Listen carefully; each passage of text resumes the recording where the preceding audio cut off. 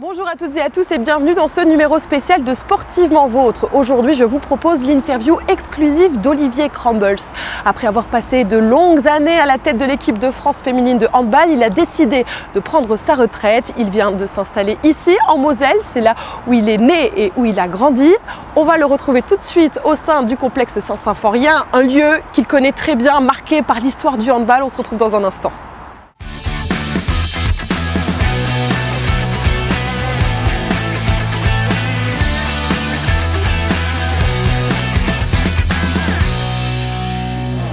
Olivier Crumbles, merci d'avoir accepté cette interview. Première question déjà, depuis combien de temps n'étiez-vous pas retourné ici sur ce terrain à Saint-Symphorien?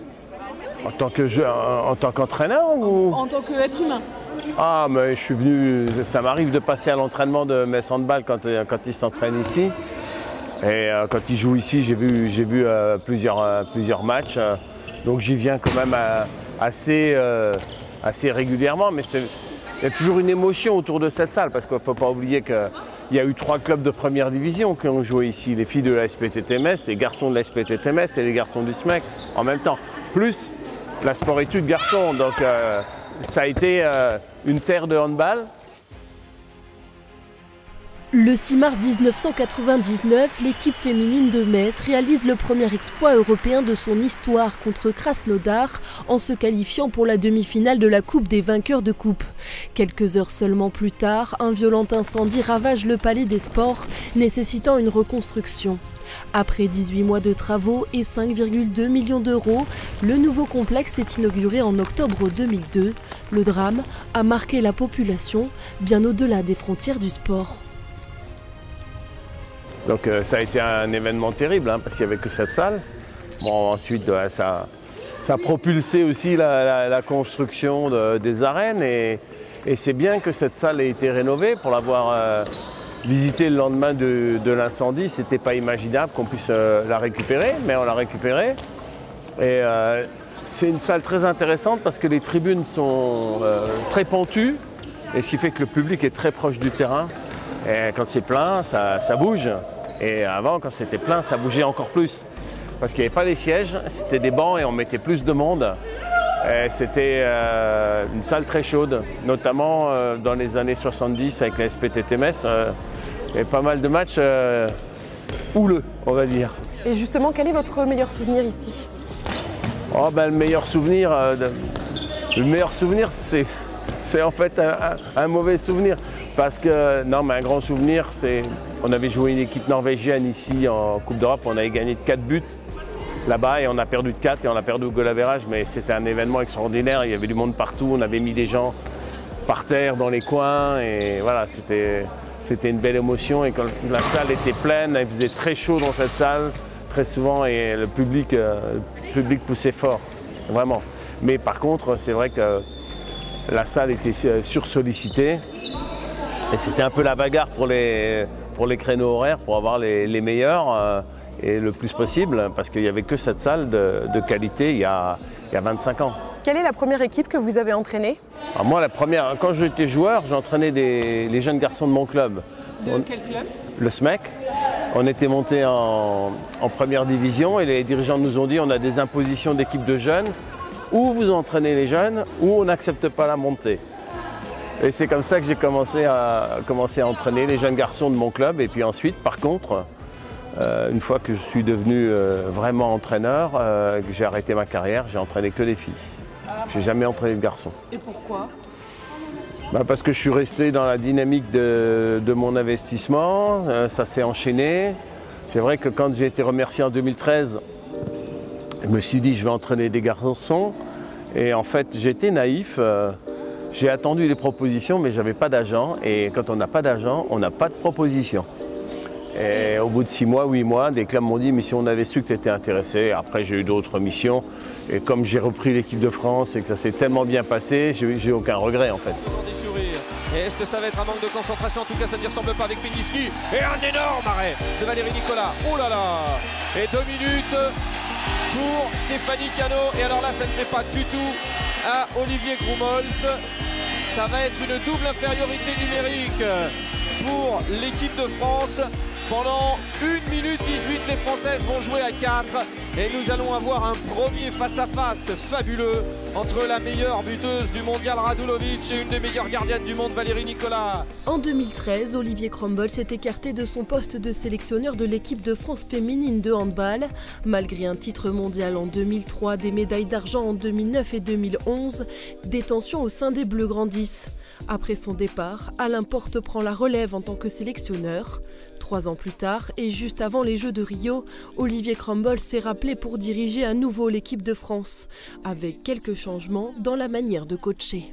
J'avais commencé à faire évoluer mon coaching dans les années 2010, parce que c'était too much.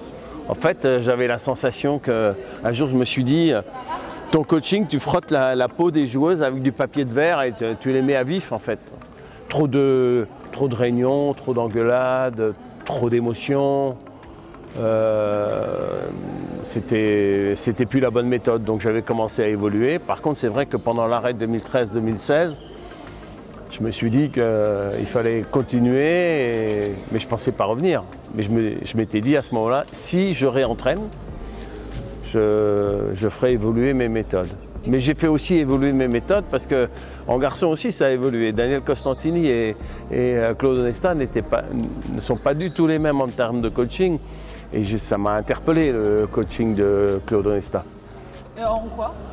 Dans le sens où il apprenait le coaching participatif alors que Daniel et moi on était sur un coaching très différent, beaucoup plus vertical. Et j'ai été totalement convaincu à partir de ce moment-là que c'était la bonne méthode. Donc je me suis inspiré aussi de Claude Onesta pour rebondir en 2016. En quoi la Moselle a toujours été une terre d'attache pour vous? Moi, je suis un enfant de l'Alsace-Lorraine, puisque mon grand-père s'est marié avec une Alsacienne, il a vécu en Moselle, dans le bassin houillé. Ma mère vient de Reims, mais j'ai beaucoup de racines en Alsace et en Moselle. Et je suis attaché à l'histoire. C'est vrai que les gens ne se rendent pas compte, quand qu'on va ailleurs que dans l'est de la France, les gens ne se rendent pas compte qu'ici il y a des blocos sous les 500 mètres, il y a eu des histoires incroyables, des histoires de famille, des familles qui se déchirent, l'histoire des malgré nous, de ces gens qui étaient français, qui sont passés allemands, qui ont été se battre alors qu'ils n'avaient pas envie pour l'armée allemande. Enfin, il y a des histoires terribles et c'est une terre que j'adore, c'est une terre d'histoire où les gens ont quand même cette imprégnation de l'histoire et de cette histoire si particulière par rapport à l'annexion. Et vous trouvez toujours ici à Sichazel? Non, moi je suis un enfant de Montigny-lès-Metz. Je suis né à Longeville-les-Metz, mais j'ai vécu toute ma jeunesse plutôt à Montigny-les-Metz. Mais par contre, après, je suis revenu vivre à Sichazel, donc Sichazel, c'est juste au-dessus de Longeville-les-Metz. Et là, maintenant que vous avez arrêté, vous êtes toujours à Sichazel ou Ah oui, je suis toujours à Sichazel, parce qu'on s'y plaît, parce que ma femme travaille toujours ici. Elle encadre le pôle espoir féminin à Metz et ça la passionne. Elle a encore sa mère ici et voilà, on est implanté, enraciné, mais sur la colline là-bas, c'est très sympa de vivre. Quand on arrête sa carrière d'entraîneur, comme vous venez de le faire, comment est-ce qu'on réagit? Est-ce que vous avez peur de l'après, par exemple? Il n'y a aucune peur de l'après. Il y a le soulagement un petit peu de sortir de ce stress permanent, notamment par rapport à la sélection. Parce que c'est vrai que d'abord c'est un rôle important, c'est un rôle difficile, c'est un rôle qui peut être ingrat parce qu'on ne fait pas tout le temps plaisir. Et de ne plus avoir cette responsabilité, ça me soulage. Comme je dis, je rêve plus de handball depuis que je ne suis plus entraîneur. Mais je m'étais préparé à cette évolution et de toute façon, il fallait que ça change, il fallait laisser la place. Il faut une nouvelle aventure pour l'équipe de France. Et à partir du moment où je n'étais pas candidat à entraîner jusqu'en 2028, il faut laisser la place tout de suite pour une Olympiade, ça va vite. 6 contre 6, je ne dis pas qu'il ne s'est rien passé, mais on n'a pas pris de tir. Il n'y a pas assez de jeu vers l'extérieur. Il faut pénétrer dans le dispositif, c'est intéressant. Les joueurs vers l'extérieur, c'est intéressant aussi. Vous avez failli tomber dans le précipice, mais vous n'êtes pas tombé. des équipes qui ont du mal à rentrer dans la compétition, ça arrive. Et il faut que Sébastien Gardioux, le nouveau coach, il ait tous ces 4 ans là pour construire ce qu'il a envie de construire. Avec moi, très éloigné. C'est-à-dire très éloigné. C'est-à-dire qu'on a encore des relations amicales, mais par contre, je fais très attention à ne pas rentrer dans sa sphère, et notamment par rapport à la valeur des joueuses, parce que je continue à regarder les matchs. Une des questions, c'était, une fois que tu arrêtes, est-ce que tu vas regarder les matchs? Ah ben oui, je regarde les matchs. Pourquoi? Parce que ça me fait plaisir. Parce que ça me fait plaisir. Et qu'on aime beaucoup regarder les matchs, notamment les matchs de Champions League le week-end. Mais je ne les regarde plus en tant que professionnel, je les regarde en tant qu'amateur de handball. Et quand je vois des performances de joueuses françaises, eh ben, j'évite d'en parler à Sébastien parce que je n'ai pas envie de l'influencer. L'équipe de Metz Handball a toujours été une réserve de joueuses pour l'équipe de France. Qu'est-ce que ça vous fait de venir les voir ici, à l'entraînement, de les voir jouer, d'échanger avec elles? On vous a vu tout à l'heure parler avec elles. Ouais, mais ça me fait plaisir. Je passe de temps en temps à l'entraînement, pas très souvent, mais Manu m'a toujours invité avec beaucoup de plaisir à venir quand je voulais. Donc ça me fait quelque chose de les voir s'entraîner là, parce que j'ai trouvé que l'entraînement c'était très sérieux, c'était de la belle qualité. Et d'abord, ça m'a fait plaisir de voir qu'elle jouait bien et juste à l'entraînement. Mais voilà, ça fait un petit quelque chose quand même de rentrer vraiment dans l'entraînement, de voir l'équipe qui s'entraîne, il n'y a pas de spectateurs, ça travaille sérieusement. Voilà, ça fait plaisir. Il y aura toujours cette relation entraîneur-joueuse.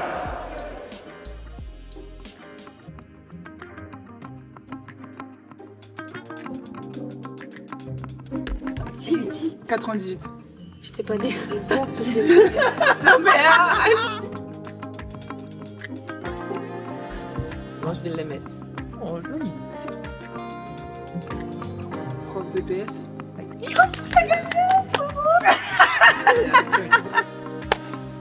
T'as ça toi? T'as ça? Et toi t'as répondu à quoi? Quelle est la couleur de son chat? Alors? Blanc, un peu gris. Et surtout il a les yeux bleus. Oui, alors c'est sûr que de toute façon... qui s'efface pas quoi. Oui. Alors, je suis resté tellement longtemps dans le milieu qu'à un moment donné, j'ai gagné quand même le respect des joueuses françaises, des joueuses étrangères, qui me connaissent toutes, évidemment, puisqu'elles jouent toutes dans les grandes nations et voilà, elles disent gentiment bonjour, elles savent qui je suis. Mais il y a beaucoup de respect dans le handball féminin mondial. C'est un milieu qui est très sain. La seule façon de gagner contre cette équipe, c'est de mettre du désordre dans l'ordre. Évidemment, ça va prendre des risques. Mais ça vaut la peine.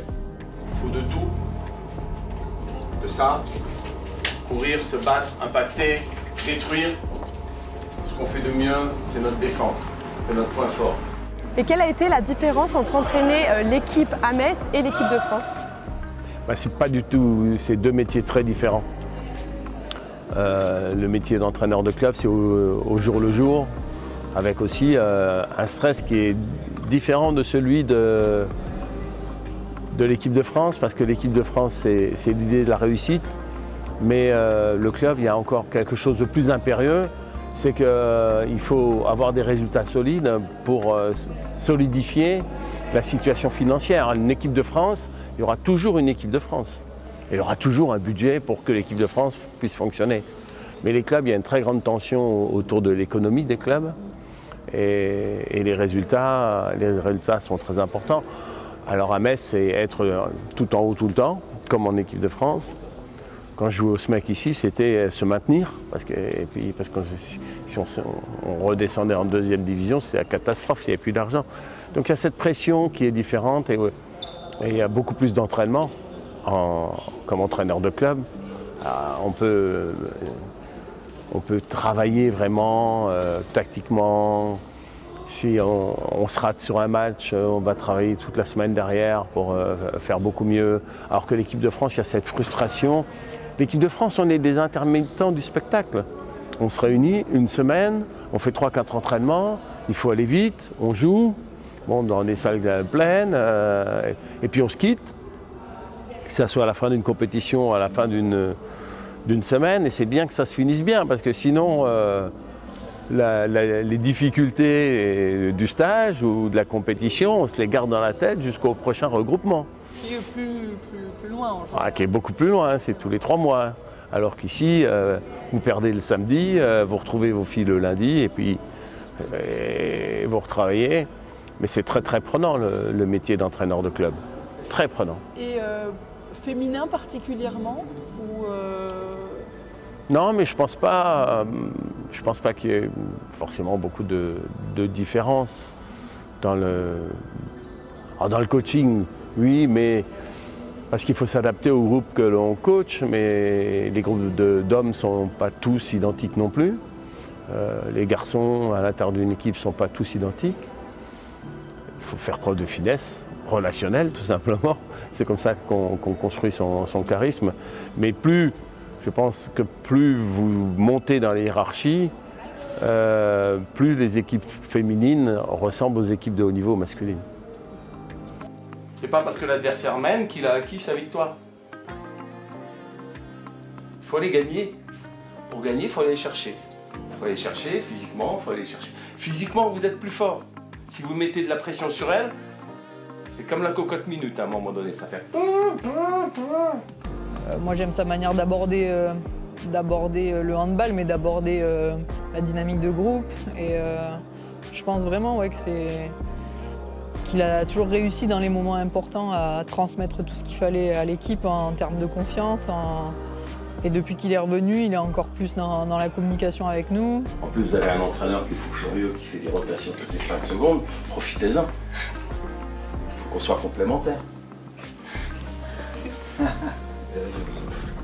La Moselle est une terre qui forme des handballeurs. Il y a de nombreuses familles de handballeurs. Il y a les Gérard, il y a les Thiebaud, les Crumbles. Est-ce que vous pensez que c'est une terre propice au développement du handball de haut niveau? Bien sûr, mais le handball est beaucoup parti de l'Est de la France, Alsace, Lorraine. Quand je jouais en première division, on descendait une fois au sud de la Loire, hein, pas plus. C'était souvent au SMUC, à Marseille, de Daniel Costantini. Et sinon, on allait jouer à Strasbourg, à Besançon, à Dijon, à Paris. Parce que la région parisienne, le handball s'est développé assez vite aussi, notamment dans l'Est. Mais il y avait beaucoup de gros clubs dans l'Est. Et malheureusement, quand il y a eu la publicité, il y a eu l'argent, au niveau économique, il y a beaucoup de clubs qui se sont cassés la figure. Est-ce que la Moselle produit de bons handballeurs? Des bons handballeurs et des bonnes handballeuses, bien sûr, parce qu'on est quand même très sérieux, un peu plus sérieux dans l'Est de la France qu'ailleurs. Et il y avait un collègue qui disait qu'il y a 2 handballs, il y a le handball du Nord qui est le handball des géomètres et le handball du Sud qui est le handball des saltimbanques. Alors moi je suis un géomètre, j'aime le travail précis, rigoureux, la répétition et un côté austère. On a un peu côté austère au travers de l'histoire de cette région et moi je suis d'une famille d'origine protestant et chez les protestants, alors même si je ne suis pas croyant, mais on est quand même marqué parce qu'on l'a connu et par cette espèce d'austérité, mais c'est une terre de qualité, c'est une terre de handball et on continue à sortir des bonnes handballeuses et des bons handballeurs. Cet été, les Françaises ont affronté la Norvège en finale des Jeux Olympiques. Une équipe redoutable qu'elles avaient battue lors des précédents championnats du monde. Malgré leur combativité, les Bleus se sont inclinés 21-29, laissant alors échapper la médaille d'or.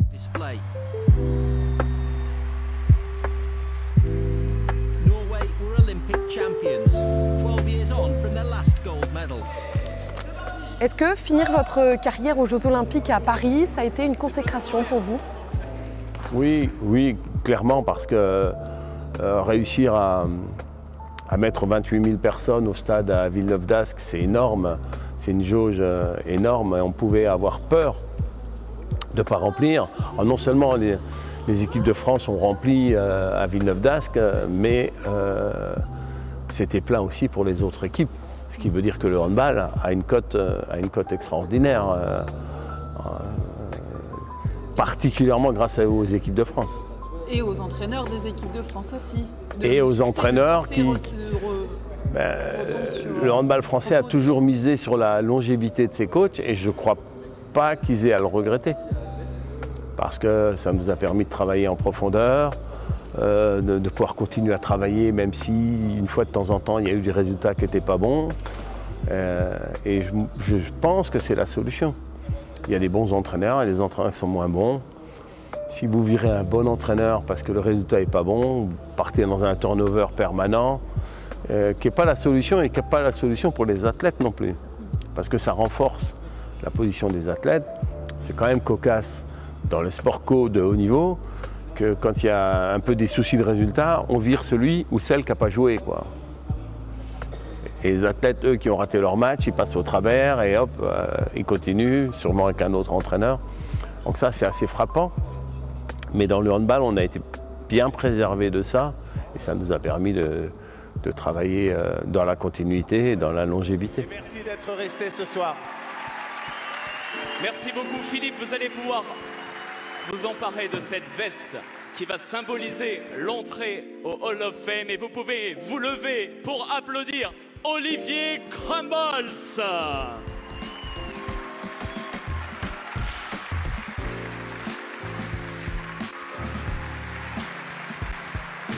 Et la veste est maintenant. Et voilà l'intronisation au Hall of Fame qui récompense Olivier Crumbles et sa carrière légendaire. Le coach avec la plus grande longévité, le plus titré. Voilà, que dire, moment fort, toute l'émotion. Hein. Regardez, côté voilà, d'Amandine Leno, d'Alexandra Lacrabert, 537 matchs. Imaginez cette carrière immense avec ses 15 médailles internationales, ses 5 titres. Le 26 octobre 2024, vous avez été intronisé au Hall of Fame de la Fédération française de handball. Est-ce que là aussi on peut parler d'une consécration? Pour moi, c'est de la reconnaissance. Et je pense que c'est important que dans un système, il y ait de la reconnaissance. Parce que s'il n'y a pas de reconnaissance, il n'y aura pas de sentiment d'appartenance. Et c'est ça qui me fait plaisir. Après, consécration, non, pas forcément. Mais c'était organisé de manière très, très sympathique, avec beaucoup d'images, beaucoup d'humour, j'ai trouvé, c'était bien. Ça a retracé pas mal l'évolution de mon coaching, effectivement. Alors comment a évolué votre coaching? Je pense que moins de colère, plus de bienveillance, plus d'empathie. Et parce que l'empathie, c'est quelque chose qu'on acquiert avec l'expérience, avec le temps. Quand on est jeune, on manque d'empathie. Mais c'est vrai, quand je suis arrivé dans le handball féminin, j'ai cherché à bousculer les consciences en me disant que le handball féminin, notamment dans l'investissement, les filles étaient en dessous de ce que les garçons pouvaient s'investir. Et pas dans le sérieux, mais dans la quantité, dans l'intensité. Et c'est ce que j'ai cherché à apporter, alors, avec un coaching un peu dur. Allemand? Allemand un peu, peut-être. Mais après, ça a évolué. Et on a fini par développer beaucoup plus d'autonomie des athlètes, parce que c'est vrai que quand les salles sont pleines, crier, ça ne sert plus à rien. Et des colères, de moins en moins, mais une fois de temps en temps, quand même oui, parce que je pense que quand ça ne va pas, il faut le dire aux athlètes. Et quand on est vraiment fortement mécontent, si on ne se fâche jamais, les athlètes se demandent est-ce qu'il est réellement encore investi, puisque de toute façon, on a l'impression que ça lui glisse dessus. Et sur la fin, ça m'est arrivé de pousser encore quelques colères. C'est le propre des relations humaines? Oui, mais ça, c'est quelque chose d'important aussi. Le coaching participatif, ce n'est pas la suppression de l'autorité. Et là, les athlètes, ils doivent comprendre et ils doivent respecter le coach qui est celui qui décide et comprendre, parce que l'empathie, il faut qu'elle soit des deux côtés. Mais c'est partagé. Ça m'est arrivé d'avoir des joueuses qui me disaient juste avant de sortir à liste olympique, on ne voudrait pas être à ta place, ça ne doit pas être facile. Voilà.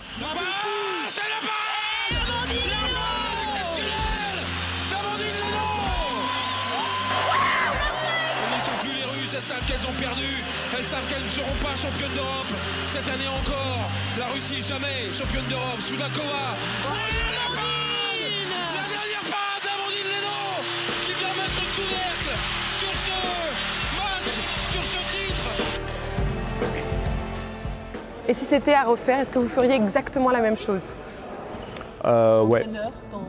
Ouais. Ouais. Entraîneur chez les filles. Ça m'a plu. C'était un beau parcours. C'est un long parcours, mais on a réussi à beaucoup évoluer. Et au-delà des résultats, c'est l'image. Comment on a pu développer positivement l'image de l'équipe de France et venir un peu au plus près des garçons qui, eux, au départ, étaient quand même beaucoup plus connus, beaucoup plus développés. Et au fur et à mesure, les filles ont réussi à conquérir le cœur des Français. Allez, vous allez vous réchauffer et vous commencez quand vous battant. Mais c'est aussi parce que l'attrait du public passe par les victoires, non? Oui, ça passe par la victoire, mais ça passe aussi par l'attitude et la combativité. Parce que les Français et les équipes de France, elles n'ont jamais fait défaut là-dessus. Des fois, on a perdu, mais on s'est toujours battu. Quand il y avait des places 3-4, on s'est toujours battu pour aller chercher la place 3-4. Je me souviens de matchs de classement qui servaient strictement à rien aux Jeux Olympiques. On se battait pour faire plutôt 5e que 6e ou 7e. Et les gens apprécient les personnes combatives parce qu'ils s'identifient par rapport à ça. Et aujourd'hui, quelle est la suite pour vous? Je ne sais pas, pour l'instant je suis bien occupé, j'ai beaucoup de choses à faire. Je n'ai pas d'angoisse. J'ai pas d'angoisse sur ce que je vais faire de mon temps. D'abord, je suis capable de vivre calmement, tranquillement. Je n'ai pas besoin qu'une journée, il se passe énormément de choses dans une journée, un côté un peu philosophique. Et après, on verra. Je saisirai les opportunités. On verra dans quelle forme je suis aussi. Mais il n'y a pas d'angoisse. Je trouverai bien quelque chose à faire. Proche du handball? Pas forcément. Pas forcément. C'est pas une idée fixe. Ça peut être dans d'autres milieux. Voilà. Comme par exemple, qu'est-ce qui vous intéresse? Je sais pas, des choses tournées vers les autres, mais quoi exactement, je ne sais pas encore. J'ai quelques idées, mais il faut que ça mûrisse. Et qu'est-ce qu'on peut vous souhaiter? Du calme, de la sérénité et à mon âge aussi, évidemment, la santé. Merci beaucoup Olivier Crumbles d'avoir été l'invité de Sportivement Vôtre. Merci à vous d'avoir suivi cette interview exclusive. Je vous donne rendez-vous la semaine prochaine, même heure, autre club, autre sujet.